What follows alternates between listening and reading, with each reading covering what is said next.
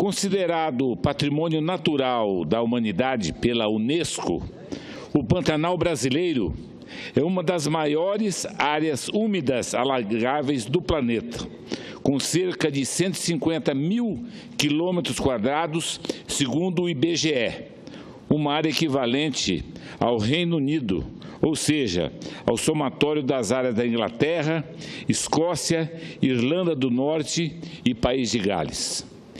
Indiscutivelmente, é uma região exuberante, de extrema beleza, rica em diversidade cultural e biológica e que presta inúmeros serviços ambientais essenciais à nossa sobrevivência. Uma das principais atividades econômicas do nosso Pantanal é a pecuária extensiva. Já data de cerca de 2 séculos e a figura do pantaneiro, a riqueza de sua musicalidade, costumes, falares e crenças são conhecidas de todos e se consolidou no imaginário do povo brasileiro. As belezas naturais e a riqueza cultural do Pantanal tornaram-se mais conhecidas graças, por exemplo, a músicos do quilate de um Almir Sater, de um Sérgio Reis, de um Paulo Simões e os famosos irmãos Espíndola, Tetê Espíndola, Celito Espíndola e Humberto Espíndola, que difundiram no Brasil e mundo afora o modo ser do viver do pantaneiro. Pantanal não é apenas flora, fauna, belezas que aparecem em diversos quadros. Pantanal é o povo pantaneiro. Em suma, são amplamente reconhecidas e indiscutivelmente valiosas as riquezas naturais e culturais do Pantanal brasileiro. E essas riquezas, no entanto, encontram-se ameaçadas.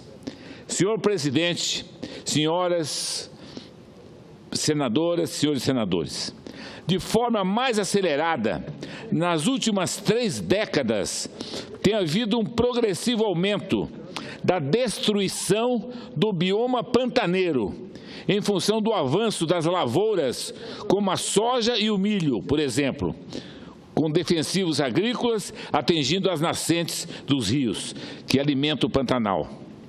Decorrentes disso, os impactos ambientais e socioeconômicos no Pantanal têm sido muito evidentes, principalmente devido à inexistência de um planejamento ambiental que garanta a sustentabilidade dos recursos naturais desse importante bioma. O que se constata é que a expansão desordenada e rápida da agricultura e pecuária, com a utilização de pesadas cargas de agroquímicos, tem, assim, e bem como a exploração de diamantes e de ouro nos planaltos, onde as chuvas derramam essas águas dentro do Pantanal, com utilização intensiva de mercúrio, têm sido responsáveis por profundas transformações em todo o regime hídrico do Pantanal. Por um lado, a remoção da vegetação nativa dos planaltos para plantio de lavouras e de pastagens exóticas, sem considerar a aptidão das terras, além da destruição dos habitats, tem acelerado os processos erosivos nas bordas do Pantanal e a desertificação da região, por desconhecimento do solo pantaneiro. A consequência imediata tem sido o assoreamento dos rios na planície, o que intensifica as inundações e a mudança desse próprio regime hídrico, com sérios prejuízos à fauna e flora e à própria economia do Pantanal. A esse respeito, posso mencionar os trabalhos desenvolvidos pela rede Agrohidro, mantida pela Embrapa, e que atualmente é formada por 45 pesquisadores, 12 centros de pesquisa da Embrapa e 8 universidades brasileiras.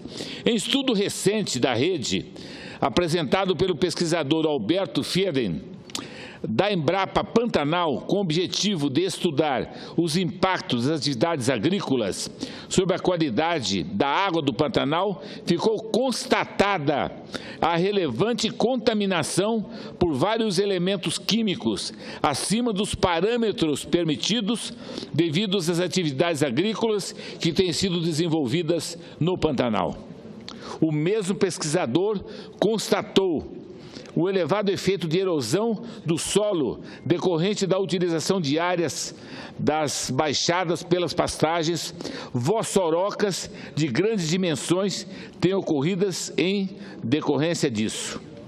Parece-me irrefutável o fato de que o uso constante dos produtos agrotóxicos necessários à manutenção das culturas anuais em uma região extremamente vulnerável como o Pantanal causará perda da qualidade ambiental, além de aos poucos inviabilizar a grande aptidão que tem o Pantanal das atividades turísticas.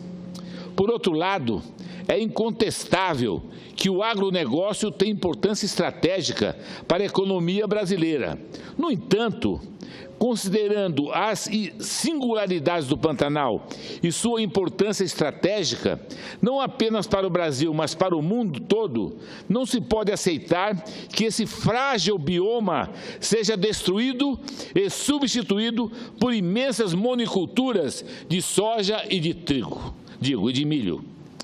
Está em nossas mãos a decisão de permitir ou não o empobrecimento biológico e a descaracterização do Pantanal, devido à abertura de mais uma frente de expansão da soja. De minha parte, estarei atento a essa questão e estou pronto para dar o alerta e propor medidas que visem a preservar esse patrimônio natural da humanidade que está sob cuidados. Presidente, nessa terça-feira que passou, aprovamos na Comissão do Meio Ambiente um requerimento de minha autoria, onde eu solicito uma audiência pública para debater o tema Pantanal. Estive preocupado de convidar autoridades que verdadeiramente engrandecem o debate. Convidei para essa audiência pública o presidente da SOS Pantanal, o Roberto Clabin.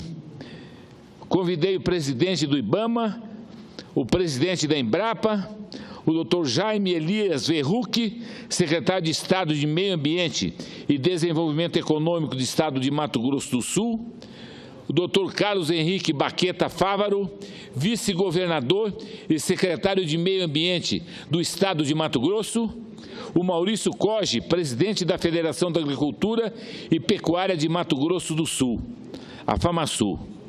Na certeza de estarmos contribuindo para a manutenção e construção de uma política responsável que favoreça nosso Pantanal, agradeço a oportunidade, senhor presidente, e espero, na verdade, contar com o apoio de toda essa casa para que, após essa audiência pública, a gente possa disciplinar o uso do Pantanal, para que não seja, na verdade, mais um bioma destruído pela ação indevida da própria agricultura. Obrigado. Me concede uma parte, senador? Pois não, lógico.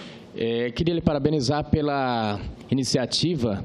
Eu tenho constantemente dito aqui que, se não tomarmos cuidado, o nosso Pantanal, ele no futuro será uma fossa séptica aberta. Isso mesmo. Eu digo isso porque boa parte dos municípios, boa parte não, todos eles da Baixada do Pantanal no Mato Grosso jogam dejetos in natura dentro do Pantanal, dentro do Rio Paraguai, dentro dos outros rios. E essa sua preocupação de trazer os secretários para a gente se reunir aqui e debater o assunto é muito importante para o Pantanal, para os dois Mato Grosso e principalmente para o Brasil.